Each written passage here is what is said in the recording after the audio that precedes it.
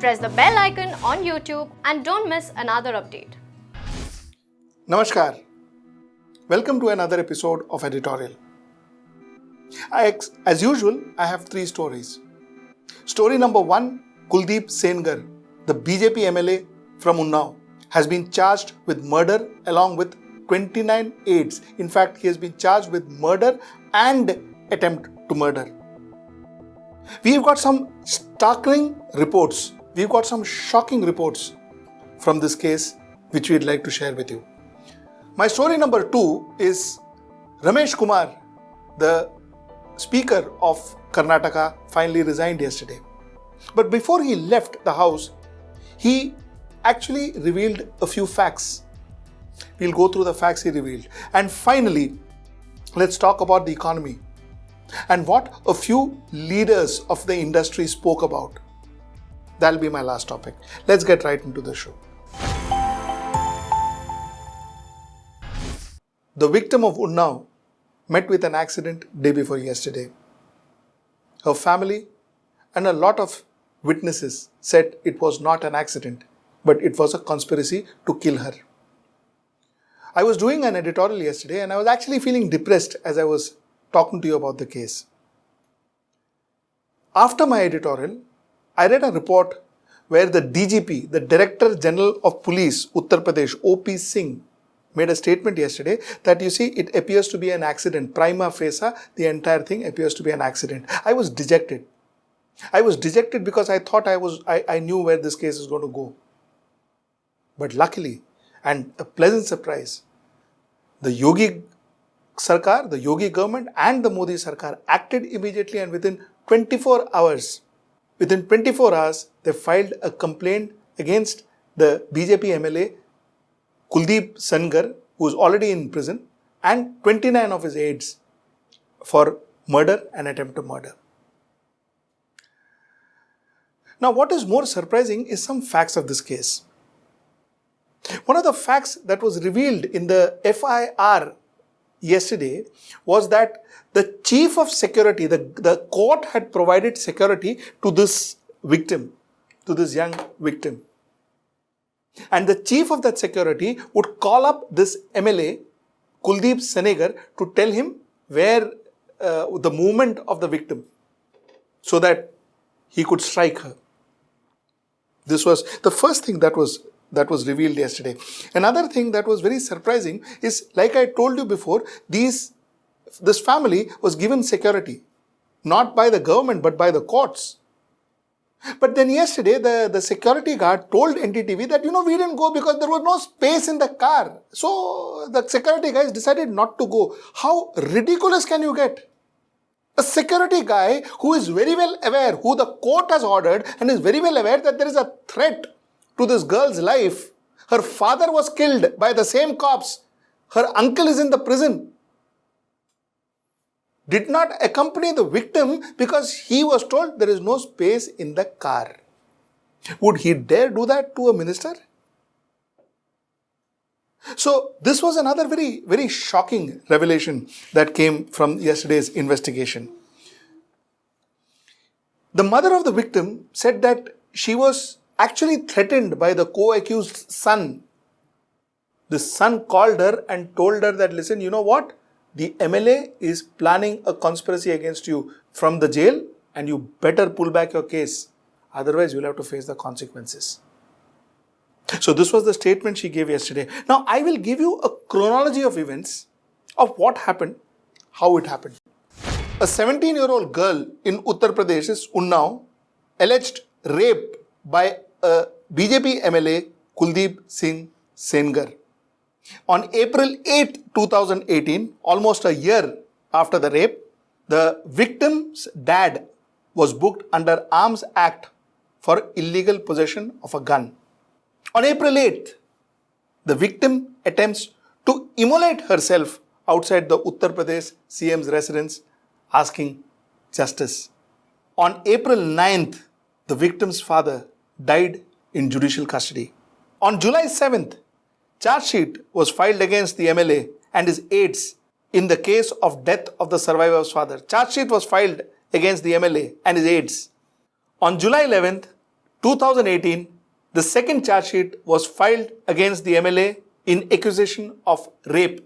July 13th, 2018, third charge sheet was filed against MLA Kuldeep Singh Sengar, accusing him of framing the victim's father in false case. November 21st, 2018, the survivor's uncle who protested against MLA Kuldeep Singh Sengar arrested in an 18-year-old gun-firing case. July 28, 2019, that is on Sunday, rape survivor and her lawyer seriously injured, while two of her family members, two of her aunts that is, died in the accident when a truck on the wrong side hit her car. 2019, BJP MLA and 29 aides booked for plot to kill the Unnao rape victim. This was the chronology of events. The victim currently is fighting for her life and she is in a very, very critical condition. The government acted in 24 hours, booked charges against the MLA and 29 of his aides amidst a lot of protest, amidst glaring evidences, amidst glaring breach of security, of protocol, of law. K. Ramesh Kumar, the Karnataka speaker who was in the spotlight for almost a month, he finally put in his resignations. Now, he had said that he will not resign and he has to be sacked and all of that, but he finally put in his resignation yesterday. But on his way out, he made a few critical statements. We will analyze those critical statements that he made and we will add a few things about Karnataka, what happened in the last 1 month. So let's go to the first statement that he made. He said that the only way to curb corruption is to ensure that you curb election expenditure. Very valid point. It's not that people didn't know about it, but it is the first time that a speaker has officially spoken about this in the House. And that makes this important. If you spend more money for election, obviously you are going to ensure that you recover it.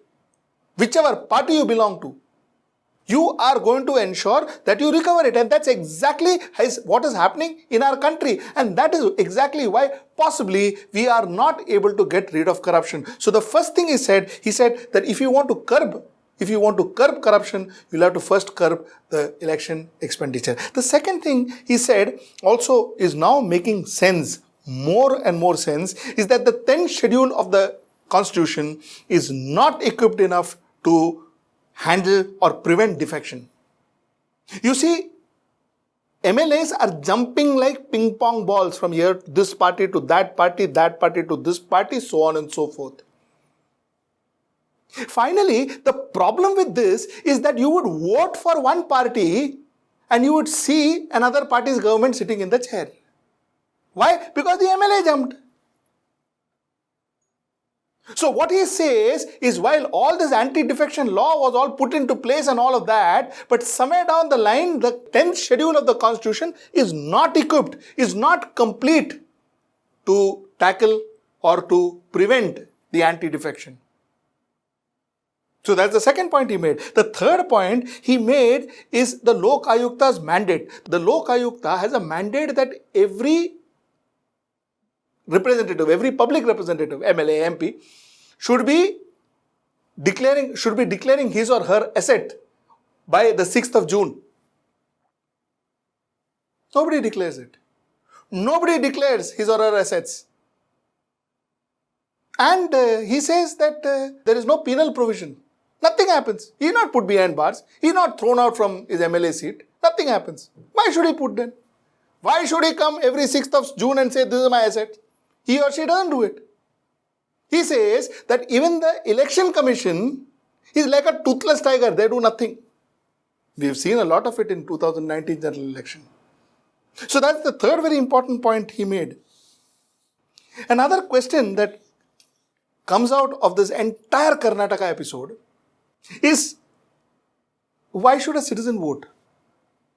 What is my vote worth?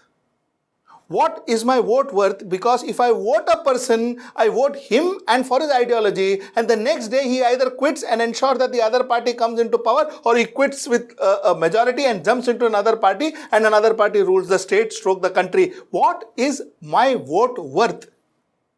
And if this is not curbed, voting and elections will be a joke and not democracy. And that's the sad part of the story. And the last point that I wanted to make is,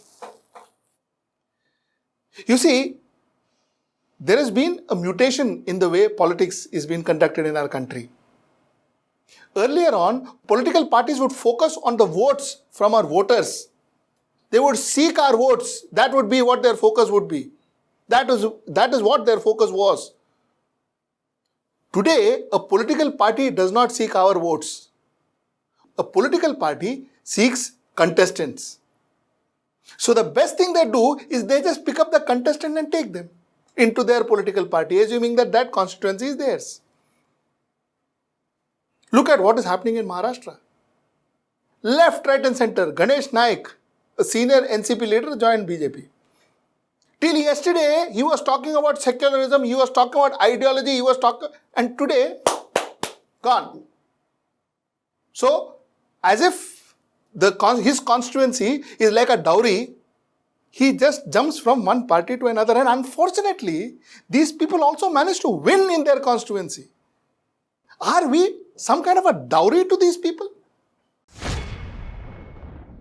I would like to end my editorial today with comments from 4 people who are the business leaders in India, who are amongst the business leaders in India.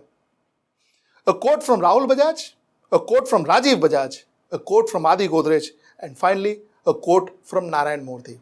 That is all that I'm going to do, and that will give you an understanding of what is happening in the trade and business today. Let me go to my first quote. My first quote is from Rahul Bajaj, and he says, "There is no demand and no private investment.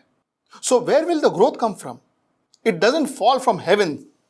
The auto industry is going through a very difficult period. Cars, commercial vehicles and two-wheelers are going through a rough patch. The government may not be saying this, but there are clear-cut markings from the International Monetary Funds and the World Bank, which shows a decrease in growth in the last 3 to 4 years. Like any government, they would like to show a happy face, but reality is reality." The next statement is his son, Rajiv Bajaj, the managing director of Bajaj Industries, and he says, "Since the past 2 years, there have been a lot of flip-flops. Sometimes they blow hot, sometimes they blow cold. Sometimes they make very definitive statements. Their own colleague contradict their statements. And people in the industry are quite confused, actually. We will not allow ourselves to be disrupted by government policies or frustrated by it, because India is only one of our market and we have 90 markets to look after. So if we keep dancing to policy changes of governments across the globe, we will never be able to put our mind to our own work." The next person I would like to quote is Mr. Adi Godrej. He says, "Economic growth will be affected if rising tolerance, social instability, hate crimes, violence against women, moral policing, caste and religious-based violence, and many other sorts of intolerance that are rampant." He said that the unemployment was at 6.1%, a 4-decade high, and this should be tackled immediately. Now let's talk about Narayan Murthy.